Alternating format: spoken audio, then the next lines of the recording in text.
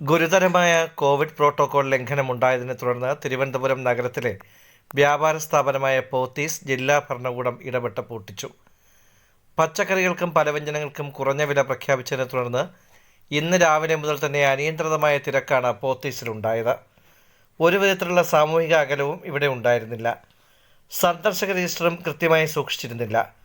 Police ഇടപെട്ട് തിരക്ക് നിയന്ത്രിക്കാൻ നിർദ്ദേശം നൽകിയിട്ടും ഇത് പാലിക്കാത്തതിനെ തുടർന്നാണ് നടപടി. ദുരന്ത നിവാരണ വിഭാഗം deputy collector EM Safeer, Thiruvananthapuram tahsildar Harichandran Nair, നഗരസഭാ ഉദ്യോഗസ്ഥർ എന്നിവർ നേരിട്ടെത്തിയാണ് പൂട്ടിച്ചത്. സ്ഥാപനത്തിനെതിരെ പോലീസ് കേസും രജിസ്റ്റർ ചെയ്തിട്ടുണ്ട്.